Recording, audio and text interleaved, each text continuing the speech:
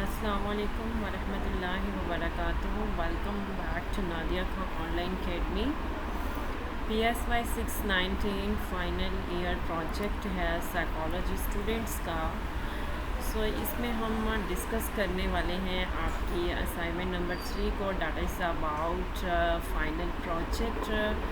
और इसमें मैं आपको गाइड करूँगी कि आपको अपने फ़ाइनल प्रोजेक्ट पे वर्किंग किस तरह से स्टार्ट करनी है। आप सब जानते होंगे कि आपका जो प्रपोज़ल सबमिशन थी वो हो चुकी है और उस पर आपका जो प्रपोज़ल है वो अप्रूव भी हो चुका है। मेजॉरिटी स्टूडेंट्स का जो है वो अप्रूव हो चुका होगा। इसमें बेसिकली आपको क्या करना है,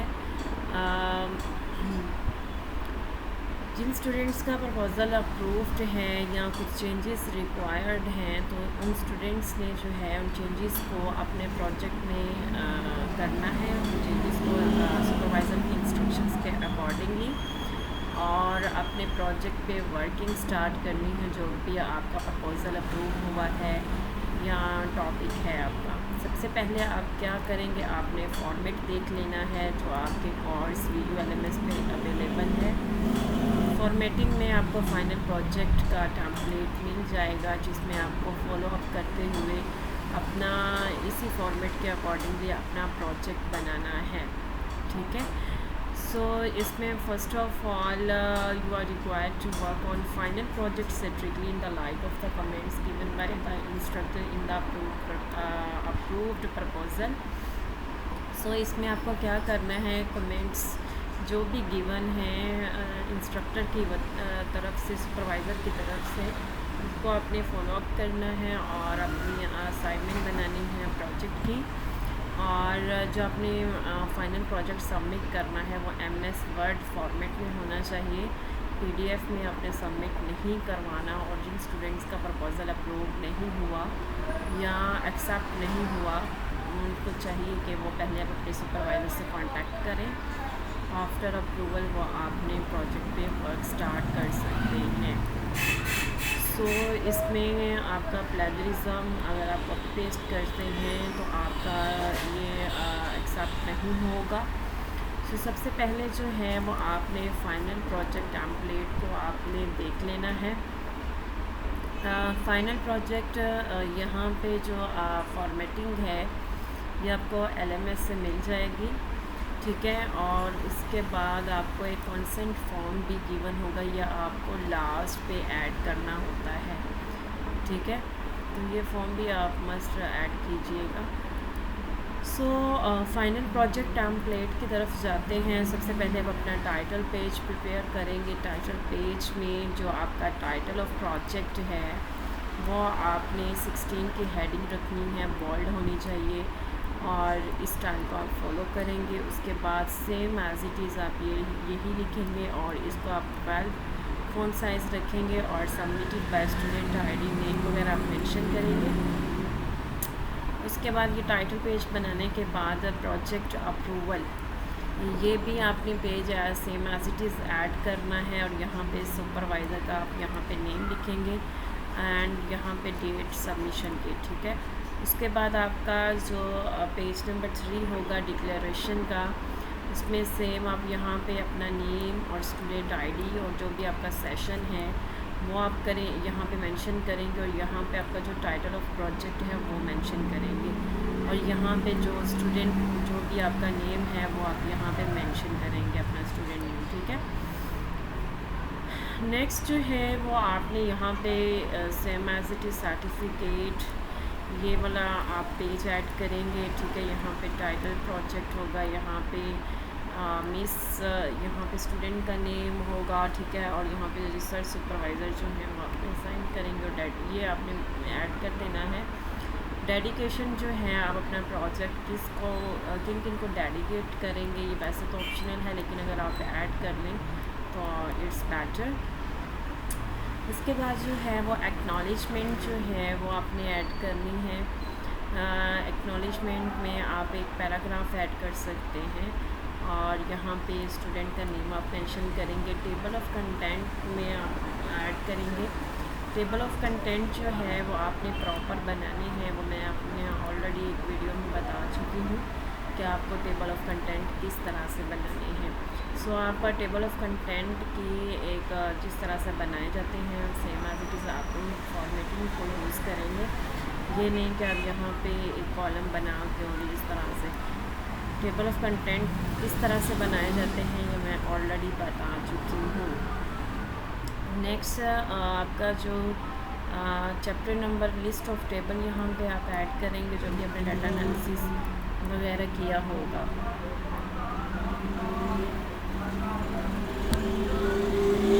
उसके बाद जो है वो यहाँ पे स्केल वगैरह, यहाँ पे आप कंसेंट फॉर्म है, डेमोग्राफिक इंफॉर्मेशन शीट है, name of scale 1, name of scale 2, जितने भी आपके वेरिएबल्स हैं तो यहाँ पे आप मेंशन करेंगे और इस तरह से सेम आप यहाँ पे लिखेंगे। एब्स्ट्रैक्ट आपने ऐड करना है। एब्स्ट्रैक्ट बेसिकली आपकी पूरी रिसर्च का निचोड़ होता है, एक समरी होती है जिसको आप 2 से 3 पैराग्राफ में आप लिख सकते हैं और मैक्सिमम 250 वर्ड्स में जो है वो आपने इसको डिस्क्राइब करना है। ठीक है।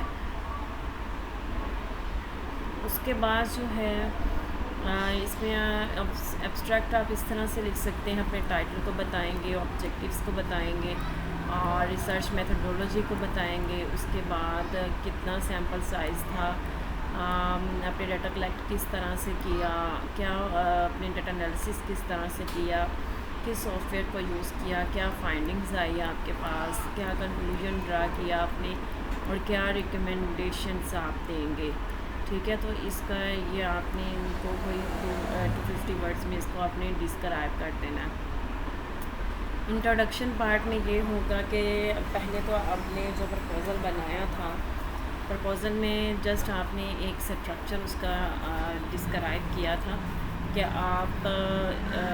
आपका जो है वो टॉपिक के बारे में ये इंट्रोडक्शन है, ये बैकग्राउंड है, ये वेरिएबल्स हैं, ये मेथडोलॉजी है। मेथडोलॉजी को भी आपने एक लाइन में डिस्क्राइब किया होगा। ठीक है। लिटरेचर भी आपने मैक्सिमम 1 या 2 पेजेस का ऐड किया होगा। सो इसमें बेसिकली आपका ये प्रोजेक्ट है। प्रोजेक्ट में क्या करना है, ये डिटेल वर्क होता है। इसमें आप इंट्रोडक्शन जो है ये ओनली इंट्रोडक्शन जो है वो आप 4 to 5 पेजेस का ऐड करेंगे और अगर आप इस पे एक प्रॉपर जो है वो अप्रूवल लेना चाहते हैं और एक अच्छा काम करना चाहते हैं तो फिर आप 4 to 5 पेजेस का इंट्रोडक्शन ऐड करेंगे। बैकग्राउंड आप ऐड कर सकते हैं, 6 पेजेस का बैकग्राउंड ऐड कर सकते हैं। वेरिएबल जो भी हैं आपके, अगर एक वेरिएबल है या 2 या 3 वेरिएबल्स हैं उनको आप प्रॉपर डिफ़ाइन करें बाय ऑथर्स। ठीक है। और नेक्स्ट जो है वो लिटरेचर रिव्यू है। पहले तो आपने प्रपोजल में कोई 2 से 3 पेज ऐड किए होंगे मैक्सिमम, या 1 से 2 पेज आपने जो है वो ऐड किया होगा। लिटरेचर रिव्यू में आपने क्या करना है, मैक्सिमम आपने 20 पेजेस इसके लिटरेचर के ऐड करने हैं बिकॉज इट्स योर प्रोजेक्ट और प्रोजेक्ट में जो है जो वो हम डिटेल वर्क करते हैं। लिटरेचर रिव्यू के लिए सबसे पहले हम क्या करते हैं, हमारा जो भी टॉपिक है हम उस पर उससे रेलिवेंट जो है वो हम आर्टिकल सर्च करते हैं, बुक्स देखते हैं और फिर हम उन आर्टिकल्स को रीड करके और अपनी वर्डिंग में लिटरेचर रिव्यू राइट करना होता है, जो भी प्रीवियस रिसर्चर्स वगैरह जो है वो सर्च कर चुके होते हैं।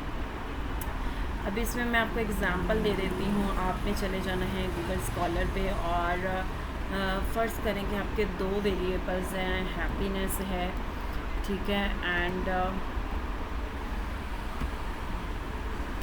इमोशनल इंटेलिजेंस है। ठीक है। तो ये देखें, ये मैंने सिर्फ अभी 2 वेरिएबल्स जो हैं ये यहाँ पे टाइप किए हैं और ये आपके पास काफ़ी ज़्यादा जो है वो आर्टिकल्स ओपन हो गए। आपने क्या करना है, यहाँ पे क्लिक करते हुए 1 by 1 जो भी आपको रेलिवेंट लग रहे हैं आपकी सर्च के अकॉर्डिंगली, आपके टॉपिक के अकॉर्डिंगली आपने उनको डाउनलोड कर लेना है और डाउनलोड करने के बाद जो है आपने उनको देखना है कि जो लिटरेचर है वो क्या कहता है। जैसे ये देखें, ये मैंने ओपन किया है, इसमें एवरीथिंग मेंशन है, मेथड है, रिज़ल्ट है, इंट्रोडक्शन है, ठीक है, कीवर्ड्स मेंशन है। सो आपने लिटरेचर लिखने के लिए कोई 10 से 15 आर्टिकल्स आपने डाउनलोड कर लेने और फिर उनको देखना है कि क्या लिटरेचर कहता है। ठीक है। फिर उनको आप अपनी वर्डिंग में लिखेंगे। अगर आप कॉपी पेस्ट करेंगे तो आपको ज़ीरो मार्क्स मिलेंगे। सॉरी, इसमें मार्क्स तो है नहीं, मतलब आपका जो है वो प्लेजरिज्म का इशू बनेगा। दैट्स वाई आपने उसको अपनी वर्डिंग में लिखना है। और नेक्स्ट जो है वो रैशनल ऑफ स्टडी आप मेंशन करेंगे। रैशनल ऑफ स्टडी से मुराद ये है कि you have to give justification why are you selecting this topic and why are you conducting this study. ठीक है, जो भी अपने टॉपिक लिए हैं आप ये क्यों स्टडी कर रहे हैं, इससे क्या हो, मतलब इसकी अपनी जस्टिफिकेशन देनी है ऑन लॉजिकल बेसिस। ठीक है, तो रैशनल ऑफ स्टडी जो है वो आप 1 या 2 पैराग्राफ में लिख सकते हैं। जो ऑब्जेक्टिव्स आपके प्रपोजल में अप्रूव्ड हुए हैं वो यहाँ पे आप लिखेंगे, जो हाइपोथेसिस अप्रूव्ड हुए हैं वो यहाँ पे आप लिखेंगे। सो ये आपका हो जाएगा चैप्टर नंबर 2 क्लियर। उसके बाद चैप्टर नंबर 3 आ जाता है मेथोडोलॉजी का। अगर आप अपने प्रपोज़ल देखा हो तो प्रपोज़ल में आपने क्या किया होगा, एक एक लाइन में उसको डिस्क्राइब कर दिया होगा। तो इसमें आपने मेथोडोलॉजी में आपने डिटेल ऐड कर देनी है। अगर आपकी क्वांटिटेटिव रिसर्च है उसको आप डिफ़ाइन कर दें। रिसर्च डिज़ाइन जो आपने सेलेक्ट किया उसको डिफ़ाइन कर दें। जो भी आपने research methodology sampling technique use की उसको डिफ़ाइन कर दें। फिर सैम्पल है, डाटा कलेक्ट करेंगे और उसका एनालिसिस करने के बाद आपने जो टेबल फॉर्मेटिंग करनी है वो इस तरह से करनी है। और इसी फॉर्मेट को ही जो सुपरवाइज़र हैं, इंस्ट्रक्टर्स हैं वो एक्सेप्ट करते हैं। अगर आप किसी और फॉर्मेटिंग में बनाते हैं तो वो एक्सेप्ट नहीं करते। और ये जो टेबल बनाया गया है ये ABA फॉर्मेट के अकॉर्डिंगली बनाया गया है। हम इसमें मैं आपको एक और चीज़ बता देती हूँ। अच्छा, सबसे पहले इनके एनालिसिस के लिए फ़र्ज़ करें कि आपने गूगल फॉर्म बना लिया और डाटा कलेक्ट कर लिया। अब गूगल फॉर्म कैसे बनाना है वो भी मैं आपको थोड़ा सा डिस्क्राइब कर देती हूँ। गूगल फॉर्म का भी एक्चुअली मैंने बताया हुआ है कि आपको गूगल फॉर्म किस तरह से बनाना है। सबसे पहले आप अपना कोई भी जीमेल अकाउंट ओपन करेंगे और यहाँ पे जाके यहाँ पे आप फॉर्म्स में जाएंगे और फॉर्म्स में जाके फिर आप जो है वहाँ पे ब्लैंक फॉर्म पे क्लिक करेंगे। ठीक है, और यहाँ पे आप अपना टाइटल लिखेंगे, जो भी आपकी स्टडी का टाइटल है। ठीक है, वो आप यहाँ पे देंगे। और फिर उसके बाद जो है यहाँ पे आप अपने सेक्शन बना लें। सेक्शन बनाने के लिए यहाँ पे आपने क्लिक करना है। क्लिक करने के बाद यहाँ पे डेमोग्राफिक इन्फो लिख लें। ठीक है, डेमोग्राफिक इन्फो लिखने के बाद यहाँ पे जेंडर लिखें और इसके ऑप्शन दे दें। इसी तरह से जो है वो आपने इनको रिक्वायर्ड के ऑप्शन पे मस्ट आपने क्लिक करना है और यहाँ पे आपने ऑप्शन ऐड कर देने हैं मेल और फीमेल। ठीक है, और मज़ीद इसमें क्वेश्चन ऐड करने के लिए यहाँ प्लस के बटन पे आप ओके करेंगे। फिर प्लस के बटन जितने भी आपके डेमोग्राफिक वेरिएबल्स हैं उनको आप यहाँ पे ऐड करते जाएंगे। और रिक्वायर्ड के बटन को क्लिक करना मत भूलिएगा, क्योंकि अगर आप इसको क्लिक नहीं करते तो इससे क्या होगा, आपके जो रिस्पॉन्सेस हैं जो आएंगे वो बीच में से मिसिंग होगा, डाटा मिसिंग होगा। तो जब आप रिक्वायर्ड के ऑप्शन पे क्लिक करेंगे तो ये श्योर करेगा कि आप मतलब आप जितने भी रिस्पॉन्सेस आपने कलेक्ट किए हैं, 100 किए हैं, 50 किए हैं, वो सारे क्वेश्चंस के रिस्पॉन्सेस आपके पास मौजूद होंगे। उसके बाद सेक्शन 2 में आप ऐड करेंगे, यहाँ पे आप जो भी वेरिएबल है वो लिख दें और उसके बाद में उसके स्टेटमेंट्स आप यहाँ पे ऐड करते जाएँ। यहाँ पे ऑप्शन दें, यहाँ पे रिक्वायर्ड ऑप्शन। फिर आपने फ़र्ज़ करें अपने रिस्पॉन्सेस कलेक्ट कर लिए, उसको लिंक टू द शीट में आपने क्रिएट कर लेना है और वो एक्सेल शीट आपके पास आ जाएगी और उस एक्सेल शीट को आपने डाउनलोड कर लेना है। ठीक है, क्योंकि ये सिर्फ मैं आपके समझाने के लिए कर रही हूँ। यहाँ भी फ़र्ज़ करें आपके पास रिस्पॉन्सेज हैं तो यहाँ से जो है वो आप उसको डाउनलोड कर सकते हैं शीट को, क्योंकि फिर आप उसकी अकॉर्डिंग कर सकते हैं। ठीक है, ये था गूगल फॉर्म बनाने का तरीका। उसके बाद जी आपने इनका जो है वो एनालिसिस करना है, इनका मीन एसटी निकालना है, फ्रीक्वेंसी है, तो उसके लिए जो है वो आप SPSS यूज़ करेंगे। इसका भी मैं आपको बताती हूँ कि आप यहाँ पर डाटा एंटर किस तरह से कर सकते हैं। और इसके 2 तरीके हैं कि आप फाइल को इंपोर्ट कर सकते हैं और दूसरा डाटा एंटर कर सकते हैं।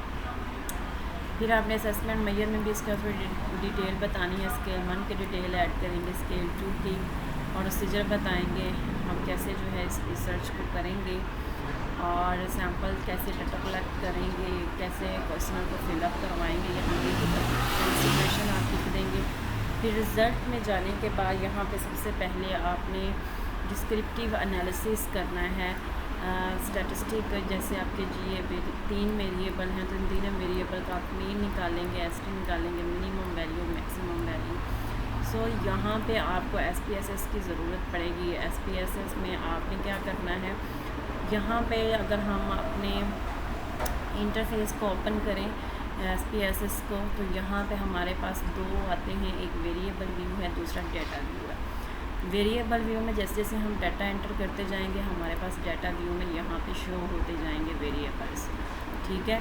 अब यहाँ पे मैंने अगर जेंडर मेंशन किया है, जेंडर मेरे पास दो कैटेगरीज़ हैं, मेल और फीमेल। तो यहाँ पे ये जो वैल्यूज़ वाला ऑप्शन है इसको अपने फिलअप करना होता है। मैं क्या करूँगी, वैल्यू 1 जो है वो मेल को साइन कर दूँगी और दूसरा जो है जो 2 नंबर है वो मैं फीमेल को साइन कर दूँगी, ठीक है। ये देखिए ये हो गया हमारे पास, ओके।